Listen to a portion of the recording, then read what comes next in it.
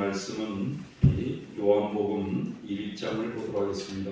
요한복음 1장 1절부터 14절에 있는 말씀입니다. 요한복음 1장 신약성경 142페이지 요한복음 1장 1절부터 14절에 있는 말씀 한 절 한 절 또박또박 한번 읽어보도록 하겠습니다. 태초에 말씀이 계시니라. 이 말씀이 하나님과 함께 계셨으니 이 말씀은 곧 하나님이시니라. 만물이 그로 말미암아 지은 바 되었으니 지은 것이 하나도 그가 없이는 된 것이 없느니라. 빛이 어둠에 비치되 어둠이 깨닫지 못하더라.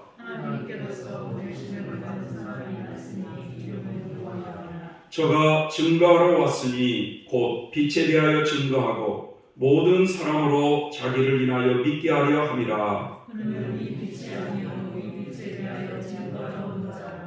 참빛 곧 세상에 와서 각 사람에게 비치는 빛이 있었나니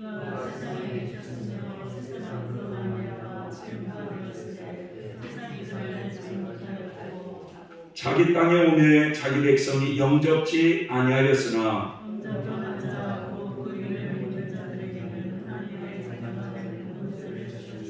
이는 혈통으로나 육정으로나 사람의 뜻으로 나지 아니하고 오직 하나님께로서 난 자들이니라.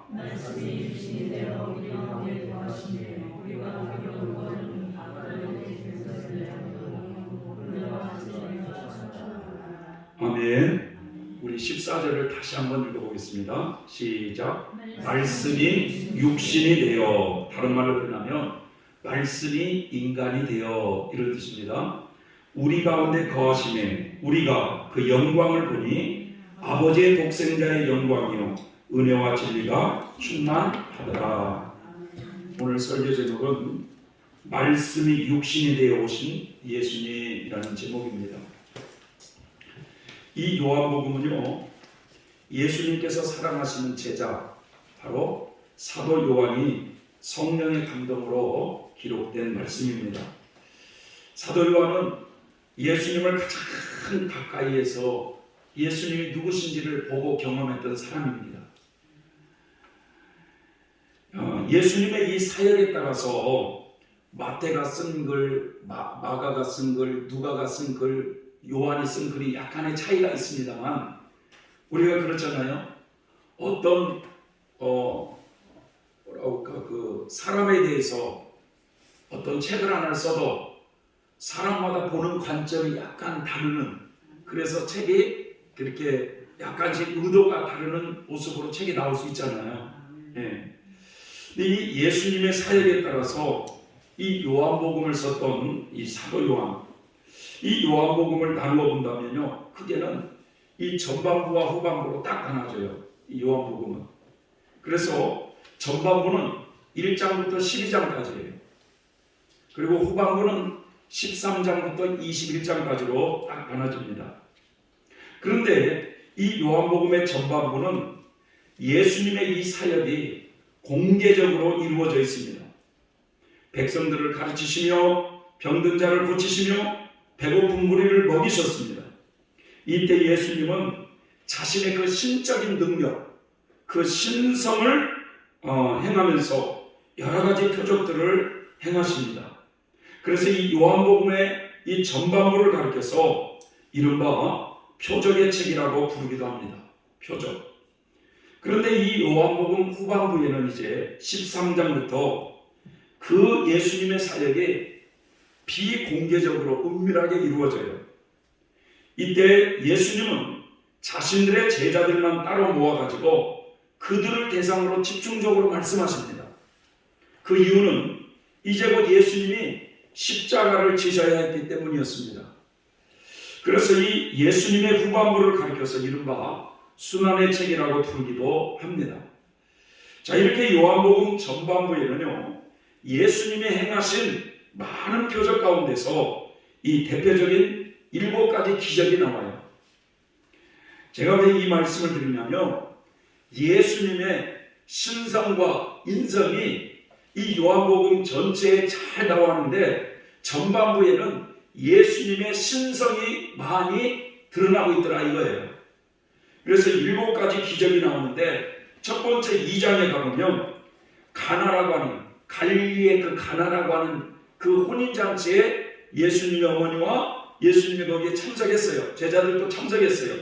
자, 그런데 잔치집에서 가장 중요한 게 이 술이 떨어진 거예요. 술이. 얼마나 그 잔치집 주인은 난감했을까요? 그래서 어머니의 부탁으로, 그 성모님의 부탁으로 물이 포도주가 되게 하는 이런 기적을 행합니다. 근데 사실 이 기적은 제자들에게 믿음을 심어주기 위해 있어요. 두 번째로는 이 4장에 보면 가나에서 두 번째로 왕의 신하가 죽어가는 그 왕의 신하의 그 아들을 살리는 그런 기적이 나옵니다. 또 요한복음 5장에 가면 베데스다 연못가에 38년 동안 그 병으로 그렇게 고생하던 그 38년 된 아주 오래된 병으로 고통받던 그 사람에게 다가가서 네가 낫고자 원하느냐 라고 하시면서 너의 들 것을 들고 걸어가라. 이 말씀 한마디에 병자가 고쳐지는 장면이 나옵니다. 6장에 가면 오병이어의 기적이 일어나요.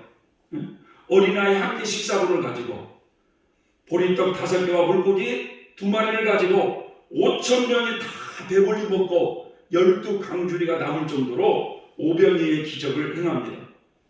그리고 그 기적을 행한 집으로 곧바로 예수님이 바다 위를 걸으시는 장면이 나와요. 9장에 가보면 소경의 눈을 뜨게 하는 장면이 나옵니다.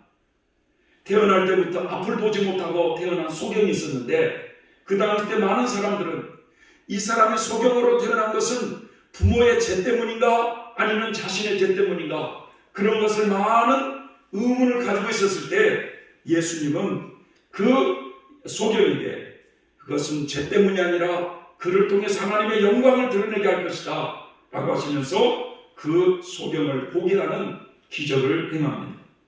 11장에 가서는 죽은 나사로를 살리시는 그런 표적을 행하셔요.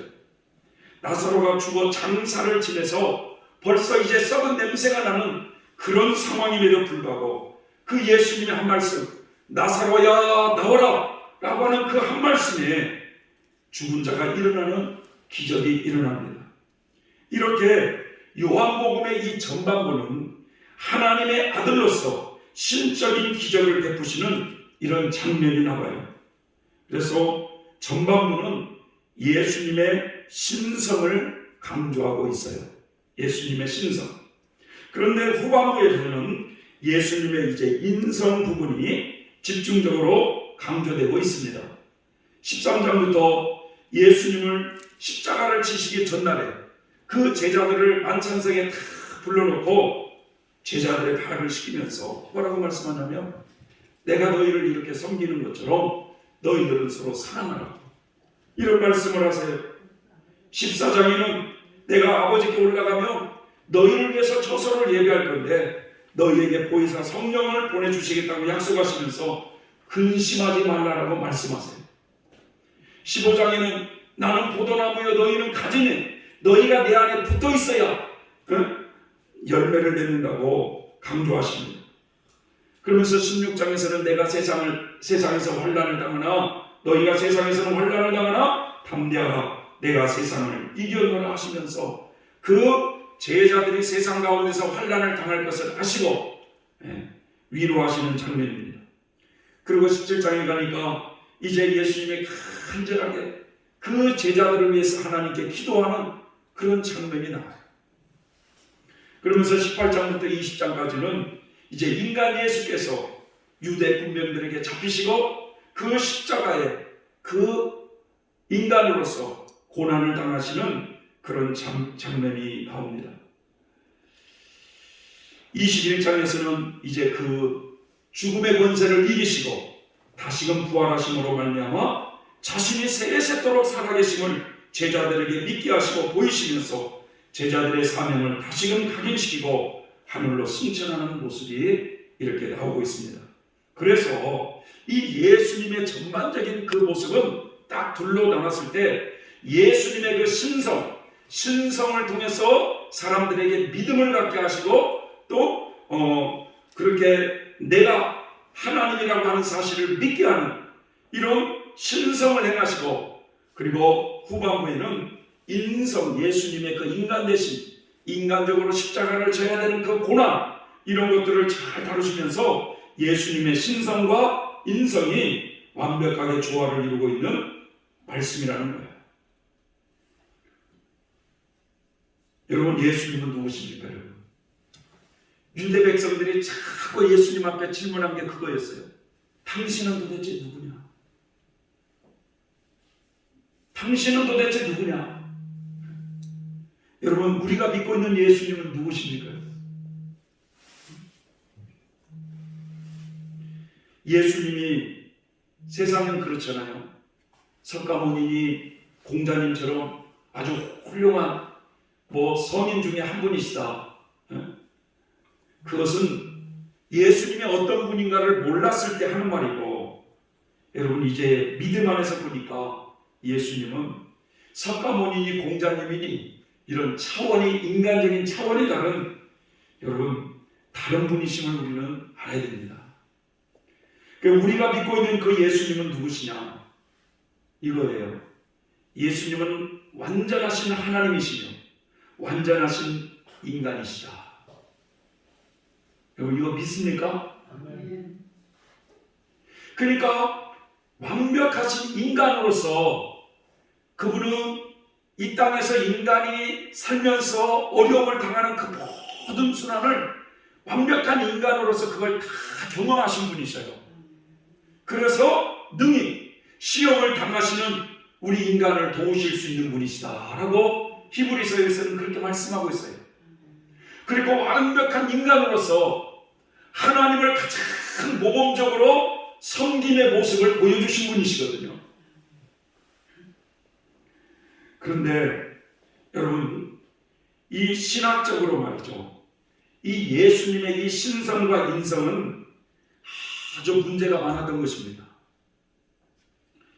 요한복음을 읽어보면 당시 그 유대의 종교 지도자들, 대제사장, 바리새인, 서기관, 율법사들, 이런 종교 지도자들이 예수님을 돌로 쳐 죽이려고 했던 이유는 뭐였을까요?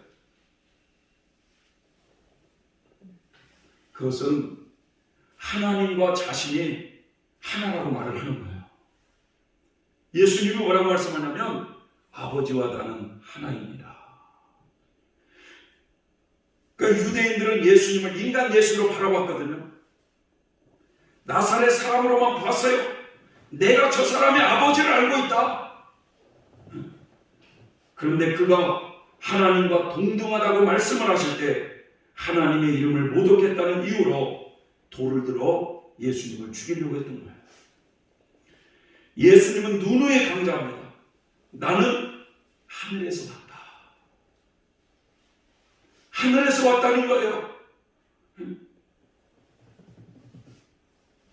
내가 하늘에서 와서 너희들에게 땅의 말을 하는데 이 땅의 말을 하도 너희들은 알아듣지 못하는데 하늘의 말을 하면 너희가 어떻게 알아들 수 있겠느냐. 그러면서 예수님이 너희는 너희의 조상 아브라함을 굉장히 자랑스럽게 여기지 나는 너희 조상 아브라함보다 먼저 있었던 사람이다. 너희들이 존경하는 모세는 하나님과 대면하면서 하나님이 말씀을 주셨다고 너희들 믿고 있지. 그러나 그 모세는 나에 대해서 기록하고 있는 것이다. 그러니까 이런 말씀을 좀처럼 여러분 인간의 눈으로 봤을 때는 이해할 수가 없었어요. 그래서 이 예수님의 신성과 인성을 바로 온전히 예수님은 갖추신 분이시라는 이 결론을 맺기까지는요, 초대교회에 많은 여러분 신학적인 논쟁이 있었던 것입니다. 예수님의 신성을 너무 강조하다 보니까 예수님의 인성 쪽이 또 약화되는 경우가 있어요. 그런데 말이죠. 지금 이 시대도 우리도 똑같이 그렇게 말을 해요. 뭐라고 하냐면 예를 들어서 예수님께서 인간의 모습으로 우리와 똑같은 인간의 모습으로 40일 금식 기도를 했지 않습니까? 그죠? 네? 그럴 때 이제 사람들이 뭐라고 하냐면 아이고 그분은 하나님이시니까 감당했지. 그분은 하나님이시니까 그 십자가의 고난을 감당했지. 우리는 어떻게 살아 그렇게? 우리는 못 살아. 하면서 예수님의 인성이 무시되는 경우를 우리는 자주 말을 해요. 우리가 그런 말 하잖아요. 흔히. 아이고 그건 예수님이나 가능한 거지. 우리 같은 사람이 그걸 어떻게 감당하나. 그런데 예수님도 인간의 모습으로 똑같이 우리와 똑같은 성정을 가지고 그것을 감당하셨는데 우리는 예수님의 신성을 너무 강조하다 보면 그건 예수님이나 가능한지 우리는 어떻게 그걸 지켜? 이런 표현들 역시 예수님의 신성 쪽을 강조하면 그렇게 된다는 거예요. 그러다 보니 여러분 많은 이단들이 있었습니다. 그래서 대표적으로 이단 중에 초대교회 때부터 이단 중에 예수님의 신성을 부인하는 이단이 있었고 또 예수님의 인성을 부인하는 이런 이단들이 있었어요. 그래서 이 초대교회 때 가장 대두됐던 문제가 뭐냐? 예수님이라고 하는 그분이 누구냐? 예수의 그 신성과 인성에 대한 문제였어요. 그러나 여러분 우리가 성경을 딱 보면 사도 베드로가 사람들이 나를 누구라고 하더냐라고 예수님이 딱 질문했을 때 그는 딱 뭐라고 딱 결론을 냈습니까? 주는 그리스도시요 살아계신 하나님의 아들이십니다. 이것을 초대교회 교인들은 굳게 믿었어요. 굳게 믿었어요. 자 그런데 이 말이죠. 우리 이 기독교와 유대교의 전통 사이에 트러블이 딱 일어난 거예요. 이제. 자, 유대교는 여러분 유일신 하나님을 믿으시죠? 유대교는 유일신 하나님이셔. 하나님은 오직 딱 한 분이셔. 그걸 굳게 믿고 있어요. 자, 그런데 기독교에서 그 하나님이 계시고 또 예수님이 또 하나님이시라고 하면 신이 누가 몇 분이 돼버리는 거예요? 두 분이 돼버리는 거예요. 두 분이. 그러니까 이 기독교와 유대교가 어떻게 될 수밖에 없어요? 충돌할 수밖에 없어요. 또 이 기독교의 복음이 저 유대 나라 이스라엘 안에서만 있었던 게 아니라 이 복음이 점점 복음이 퍼지기 시작하면서 이 복음이 어디로 흘러들어가느냐? 로마로 흘러들어가요. 로마로. 네? 자, 이 로마로 복음이 흘러들어가면서 여러분 이 당시에 그 복음이 이 로마로 흘러들어가면서 로마 사상에는 어떤 사상이 있느냐? 플라톤의 철학 사상이 있었어요. 근데 이것이 대두되는 거야 이제 이 기독교의 복음이. 그래서 이 기독교의 복음과 유대교의 전통과 또 플라톤의 철학 사상이 이게 충돌이 일어나기 시작한 거예요. 그래서 여러분 저 이집트 아시죠? 이집트? 그 이집트에 알렉산드리아라고 하는 그 큰 도시가 있었어요. 그 도시에 그 알렉산드리아 교회에 존경받던 장로님이 하나 있었는데 그분이 누구냐? 아리우스라고 하는 장로가 있었어요. 아리우스. 무슨 우스요? 아리우스. 근데 이분이 뭐라고 이렇게 이 얘기를 했느냐면 잘 들어보세요. 하나님은 유일하심을 굳게 믿고 있는데 그는 성자 곧 로고스는 성부 하나님과 같은 완전한 신이 아니라 하나님에 의해서 창조된 피조물로서 창조되기 이전에는 존재하지 않았으며 성자는 삼위 하나님과 상위 본질이라고 주장함으로써 그리스도의 완전한 신성과 인성을 부인하는 결과를 낳습니다. 그래서 예수 그리스도를 이미 하나님으로 믿고 고백하던 교인들은 이 주장에 반발을 하기 시작한 거예요. 그래서 이 아리우스의 가르침에 대한 이 논쟁이 로마 제국 내에 확산되기 시작합니다. 그래서 이 로마 제국을 이제 기독교로 막 통일했던 이 콘스탄틴 황제가 이 로마 제국의 분열을 초래할 위험이 있다 해가지고 감독들을 모아가지고 쉽게 말하면 기독교 총회의를 여는 거예요. 그 회의가 뭐냐? 최초의 기독교 회의, 니케아 회의라는 게 있어요. 니케아 회의.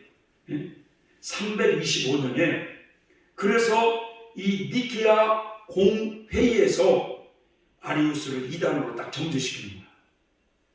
그리고 거기서 이제 교리를 딱 만든 거야. 공포를 한 거예요. 그게 이제 니케아 신조라고 하는 거죠. 신앙 고백. 여기서 뭐라고 말씀하냐면 우리는 한 하나님을 믿는다. 그분은 성부이시며 전능하시고 보이는 것과 보이지 않는 것을 모두를 만드신 하나님이시다. 그리고 우리는 한 주님이시요 하나님의 아들이신 예수 그리스도를 믿는다.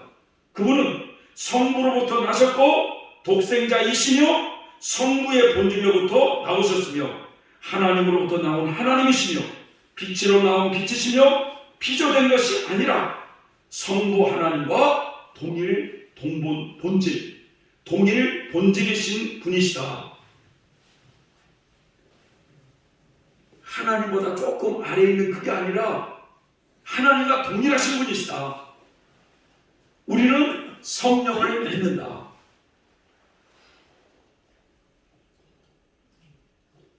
성령이 창조 전에 성령은 없었고 예수님이 승천하신 이후에 성령이 오셨다고 하는 이것은 잘못된 것이고 성령은 창조 전에 하나님과 같이 동행하고 계셨다 하면서 이 삼위일체의 하나님을 신앙의 고백으로 딱 이렇게 못을 받고 뭐라고 말씀하냐면요.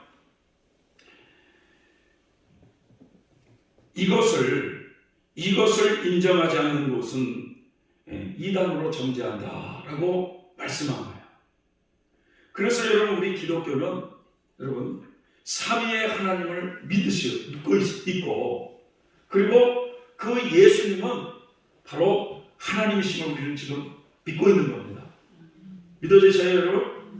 그런데 이제 오늘날 이 많은 이단들 중에서 여호와의 증인들이라고 해서 여호와의 증인들 여러분들은 예수님을 하나님과 동일하게 보지를 않는다는 거예요. 동일하게 안 본다는 거예요. 그러나 분명히 예수님은 하나님의 본체이심을 믿으셔야 돼요. 믿습니까? 그런데 또 사람들이 또 목사도 말이죠. 이런 거에 착각하는 사람이 있어요. 우리가 신앙 고백을 드릴 때 뭐라고 고백합니까? 그는 하늘로 올라가사, 그죠? 하늘로 올라가서 하나님 보좌 우편에 앉아 계신다 이렇게 믿고 있잖아요 우리가. 그러니까 이제 우리가 어떤 착각을 하고 있느냐, 하나님 보좌 오른편에 예수님이 보좌로 딱 앉아 있는 것처럼 이렇게 착각하기가 쉬운 거야. 그렇지 않습니까 여러분? 그런데 그 표현은 하나님 보좌 위에 앉아 있다 이렇게 믿어야 되는 거야 우리는. 왜냐? 하나님과 예수님을 따로 구분할 수가 없으니까. 그래서 천국을 많이 경험했던 이 스웨덴 보르그가 뭐라고 말씀하냐면 천국과 지옥이라는 그 책의 1장에 딱 뭐라고 말씀하냐면 이 삼위의 하나님을 믿지 않는 사람들은 그러니까 마치 천국에 하나님의 보좌가 따로 있고 예수님의 보좌가 따로 있는 것처럼 그렇게 믿고 있는 사람은 천국 문이 열려지질 않는다 이렇게 표현을 했어요. 어떤 사람은 우리가 신앙을 잘못 좀 생각하고 있어요. 이렇게 하나님과 예수님과 성령님을 구분하려고 해요. 그래서 어떤 생각을 하냐면 예수님은 이 땅에 오셔서 우리의 구원 문제를 해결하기 위해서 구원 사역을 이루시고 하나님 보좌에 올라가시고 이제는 성령님을 보내주셨으니까 지금 시대는 성령 시대니까 성령님의 이름을 많이 불러야 된다. 이렇게 또 구분하는 사람이 있지만 여러분, 하나님이 성령님이시고 성령님이 예수님이라는 사실을 우리는 구분해서는 안 된다는 거예요. 그래서 우리는 바른 신앙을 가져야 되는데, 예수님은 하나님이시며 우리와 똑같은 인성을 가지신 분이었다는 것, 완벽한 그분은 하나님이시며 완벽한 인간이셨다는 이것을 우리는 믿으시기 바랍니다. 오늘 말씀에 태초에 말씀이 계셨다는 거예요. 태초에 말씀이 계셨는데 그 말씀은 하나님과 함께 계셨고 그 말씀이 곧 하나님이셨다. 그 말씀이신 그분이 세상을 창조하기 전에 그 말씀은 하나님과 함께 계셨고 모든 것이 그 말씀을 통해서 지음을 받았다는 겁니다. 그런데 그 말씀 안에는 생명이 있는데 그 생명은 세상 사람들을 비추는 빛이었는데 그 빛이 어둠 속에서 빛을 발했지만 어둠은 그 빛을 깨닫지 못하더라는 거예요. 세례 요한은 이 빛에 대해서 증거로운 사람이었다는 것이죠. 그래서 내 뒤에 오는 사람이 참 빛이다. 이 참 빛이었던 말씀이 세상에 계셨는데 세상은 그분을 알아보지 못했다는 거예요. 그분이 자기 땅에 왔으나 자기 그 백성들은 그분을 영접하지 아니했다는 겁니다. 그러나 누구든지 그분을 영접하는 사람, 그분의 이름을 믿는 사람에게는 하나님의 자녀가 되는 권세를 주셨다고 말씀하시면서 오늘 14절에 뭐 나오냐, 그 창세 전에 있었던 그 말씀이 육신이 되어서, 다시 말해서 태초에 계신 그 말씀이 인간이 되어서 우리 가운데 사셨다. 우리는 그분의 영광을 보았다. 그 영광은 오직 아버지의 독생자만이 가질 수 있는 영광이었다고 사도 요한은 소개하고 있습니다. 태초부터 계신 그 말씀이 사람이 되어 우리 가운데 오셨다는 거예요. 이걸 뭐라고 그러냐? 임마누엘이라고 그러죠. 임마누엘. 하나님이 우리 가운데 인간의 모습으로 오셨다. 오늘 저는 예수님의 이 신성 부분을 조금 말씀을 드리고자 해요. 예수님의 이 신성 부분. 윤치영 목사님이라고 하는 이 호주의 선교사로 가신 분이 계셨는데 그 나라의 문화를 잘 이해하지를 못하고 이 청소년들을 많이 이렇게 좀 돌봐주고 이런 사역을 하셨나 봐요.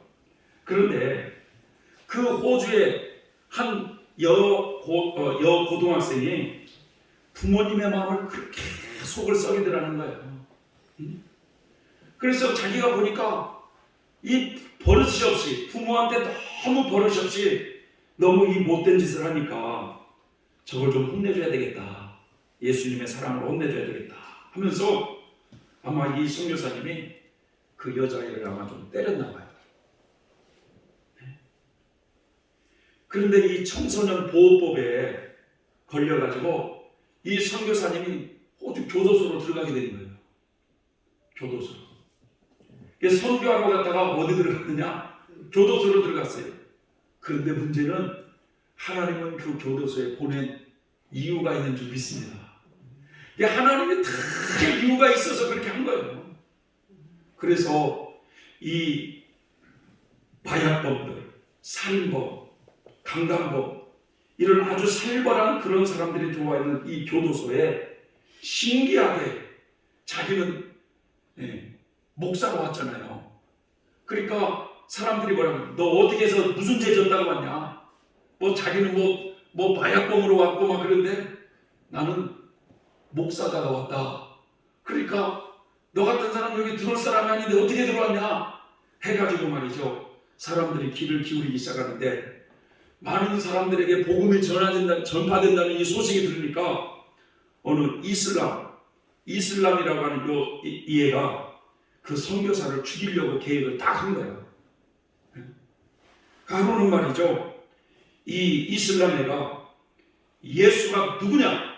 라고 단도직입적으로 이 선교사님한테 묻더라는 거예요.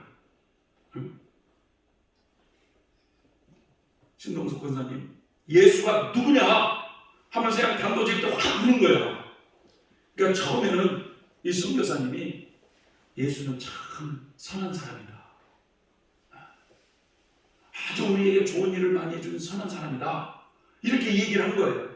그러니까 이분이 더 소리를 지르면서 예수가 누구냐? 막 이렇게 막 한 거예요. 그러니까 이 선교사님이 에따 모르겠다. 성령의 감동인지 예수는 하나님이시다. 라고 이렇게 큰 소리를 외쳤대요. 그랬더니 성령이 그 이슬람애를 감화시켜가지고 그 이슬람애가 자기 앞에 무릎을 탁 꿇더라는 거예요. 그런데 이 사건이 있고 난 후에 이 윤시영 목사님이 하나님의 음성을 아주 똑똑하게 들었다는 거야. 어떤 음성을 들었냐? 예수님이 그렇게 말씀하시더라는 거야. 고맙다. 네가 나를 이렇게 증거해 줘서 고맙다. 라고 하면서 그 하나님이 너에게 고맙다고, 자기에게 고맙다는 그런 이야기를 하더라는 거야. 사랑하는 성도 여러분, 오늘 말씀에 태초의 말씀이 계셨는데 그 말씀이 인간이 되어서 이 땅에 오셨다는 거예요. 이 말씀이 인간이 되어 오신 예수님, 그 예수님은 하나님이시라는 거예요. 하나님. 이 우주 만물을 창조하신 하나님이시였다는 거예요. 요한복음 14장에 예수님의 제자인 빌립이 예수님께 이런 질문을 합니다. 주님, 우리에게 아버지를 보여주세요. 저희에게 그것으로 충분합니다. 아버지를 보여주세요. 라고 했을 때 예수님이 뭐라고 말씀합니까? 빌립아, 내가 이렇게 오랫동안 너희와 함께 있었는데 아직도 너는 나를 모른단 말이냐? 응? 나를 본 자는 아버지를 보았느니라. 아버지와 나는 하나님이라.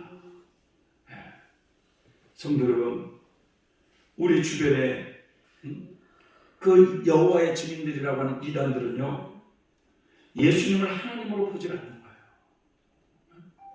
예수님이 하나님이심을 믿지 않습니다. 그러나 우리는 예수님이 하나님이심을 믿어야 된다는 거예요. 베드로가 뭐라고 고백했습니까? 주는 그리스도시요 살아계신 하나님의 아들이십니다. 그 하나님이 우리 가운데 인간으로 오신 거예요. 여러분, 우리가 믿고 있는 예수 그리스도가 하나님이시라, 이 우주 만물을 창조하신 하나님이시라면 여러분, 그분의 말씀 한마디에 못할 일이 뭐가 있겠습니까? 그래서 그분은 그 38년 동안 오랜 병으로 완전히 찌들어 있는 그 한 사람에게 네가 낫고자 하느냐? 일어나 걸어나라고 하는 그 말씀 한마디에 그 병자가 치유함을 받았어요. 예수님이 하나님이 아니시라면 여러분, 어떻게 사람이 물 위를 걸어갈 수 있겠습니까? 예수님이 하나님이 아니시라면 어떻게 죽어 장사 지내가지고 썩은 냄새가 나는데 그 나사로에게 나사로야 일어나 나오라고 말씀 한마디에 그 죽은 냄새를 풍기는 그 나사로가 일어나서 살아나올 수가 있겠습니까? 여러분, 그분은 하나님이시기 때문에 모든 것을 할 수 있는 능력을 가지고 계십니다. 그분은 전지에 전능하신 분이셔요. 인간의 생각까지도 다 알고 계시는 분이셔요. 그분은 죄로 인하여 고통받는 우리를 구원하기 위해서 이 땅에 그 하나님의 영광을 버리시고 가장 낮은 인간의 모습으로 이 땅에 오신 분이십니다. 죄로 죽은 우리를 살리기 위해서 그분이 인간의 몸을 입고 오신 거예요. 그래서 예수님의 인성 부분은 이제 구약시대 때 여러분 반드시 이 죄 문제를 해결하려면 피의 제사를 드려야 됐죠. 짐승의 피를 가지고 드려야 됐잖아요. 그래서 이 죄 문제를 해결하려면 죽어야 되는 거야. 죽어야 되는 거야. 그래서 인간의 몸을 입고 오셨다는 거예요, 그분은. 여러분, 하나님의 독생자 예수 그리스도를 진심으로 우리의 마음에 모실 때, 여러분, 우리는 멸망치 않고 영원한 생명을 얻어서 천국에 갈 수가 있습니다. 믿습니까? 하나님이 세상을 이처럼 사랑하사 독생자를 주셨으니 이는 저를 믿는 자마다 멸망치 않고 영생을 얻게 하려 하십니다. 영원한 천국에 갈 수 있다는 거예요.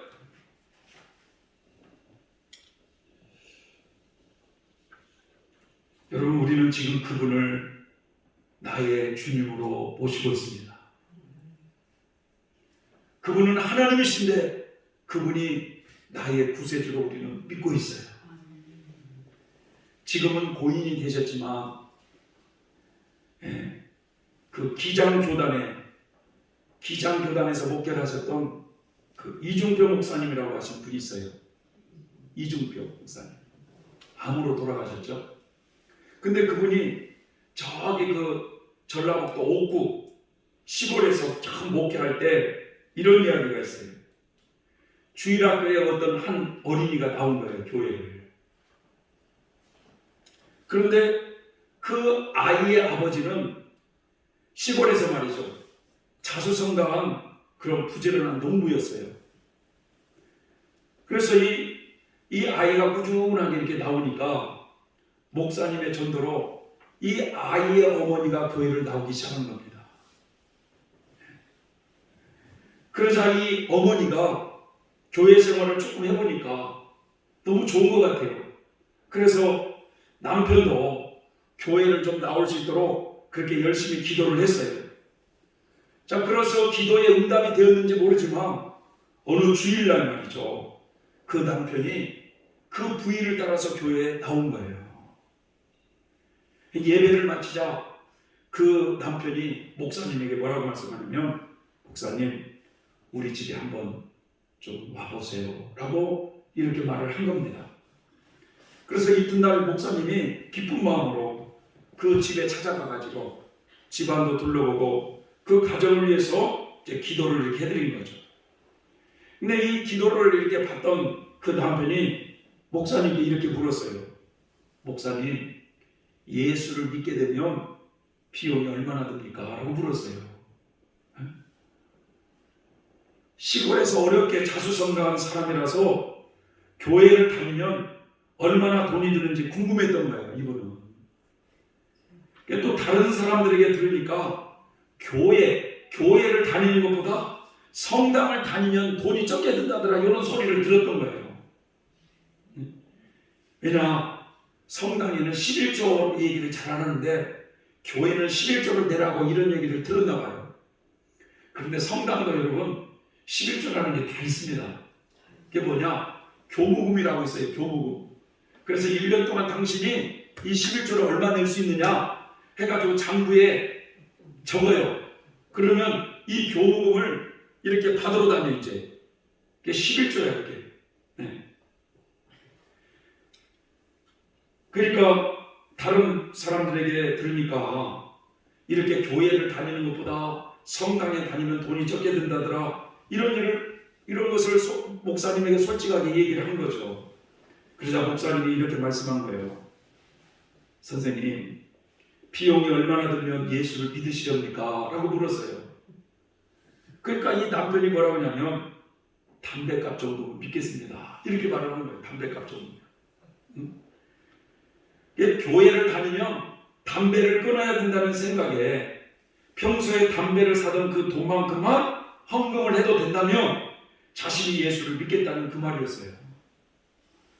그래 목사님은 그 정도면 충분하니까 열심히 교회를 믿으시라, 예수를 믿으시라고 이렇게 했더니 그분이 아 그래요? 비용이 얼마 안 드네요 하면서 예수를 믿기 시작하더라는 겁니다. 그래서 주일이면 정말 이분이 교회를 출석했고 꼭 담뱃값 정도만 헌금을 했다는 거예요. 그러기를 1년이 지났어요 이제. 그래서 목사님 이제는 1년도 지났으니까 이제는 좀 선생님 세례를 좀 받으세요 라고 이렇게 했더니 세례는 결코 받지 않겠다고 완강하게 거부를 하더라는 거예요. 이상하게 너무 완강하게 거부를 해가지고 부인에게 왜 세례를 그렇게 받지 않느냐고 한번 조용히 물어보라고 했어요. 그랬더니 이 남편이 어디서 들었는지 세례 받으면 11조를 내야 하니까 세례는 받지 않고 11조는 내지 않고 교회만 출석하겠다는 것이었다는 겁니다. 그래서 어느 날 그가 목사님께 넌지시 물었어요. 또 목사님 11조를 드리려면 농사비용을 빼고 11조를 해야 됩니까? 아니면 수학에 11조를 합니까? 그러니까 목사님이 다 믿음대로 하는 것입니다. 농사비용을 빼놓고 11조를 해도 되고 그냥 수학에 11조를 해도 됩니다. 둘 다 하나님이 기뻐하시는 11조입니다. 편한 대로 하세요. 라고 하니까 그래요? 라고 하면서 이분이 농사비용을 빼고 나면 얼마 안 남는데요? 그러더니 그 가을에 이분이 꼼꼼히 계산해서 그 농사비용을 뺀 쌀 2가마니를 11조로 바치더라고요. 그러면서 그가 세례를 받고 신앙생활을 이제 또 열심히 했어요. 그런데 그 다음에 가을에는 깜짝 놀랄 일이 벌어졌어요. 아니 그가 농사가 늘어난 것도 아닌데 11조로 말이죠. 예? 수학에 11조를 들었는지 쌀 10가마니를 바친 거예요. 쌀 10가마니. 예? 그래서 이제 목사님이 그에게 물었죠. 요즘 예수 믿는 비용이 많이 올라가네요. 그러니까 이분이 뭐라고 그러냐면 목사님 그런 소리 마세요. 내가 진짜 예수를 만나고 보니까 예수는 비싸게 믿어야 됩니다. 하면서 말이죠. 하나님의 은혜를 깨닫고 보니까 예수님은 저에게 모든 것을 주셨는데 나를 구원하기 위해서 그 하나님이 인간의 모습으로 오셔가지고 십자가에 죽으셨는데 내가 그걸 몰라서 싸구려로 믿으려고 했습니다. 이렇게 말을 하더라는 것입니다. 그래서 이렇게 말하는 그분의 얼굴에는 이전에 볼 수 없었던 그런 즐거움과 기쁨이 가득하더라는 거예요. 그는 수학의 11조를 아낌없이 주님께 꼬박꼬박 드리면서 그 누구보다도 하나님의 사랑을 많이 받으며 축복을 받으면서 그 지역의 유지로서 그렇게 살았다는 그런 이야기가 있습니다. 성도 여러분, 농부가 그 하나님의 은혜를 깨닫고 나니까 앞으로는 예수님을 믿어도 비싸게 믿기로 작정한 것처럼 우리가 여러분 하나님이 예수님이 어떤 분이신데 우리가 싸구려 신앙이 되어서는 안 된다는 거예요.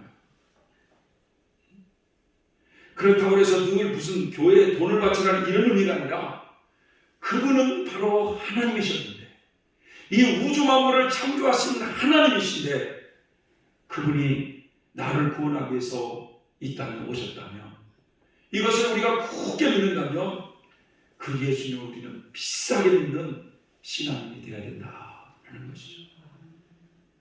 오늘 제가 말씀을 드리고 싶은 것은 말씀이 인간이 되어서 우리 가운데 오신 분이 예수님이시다.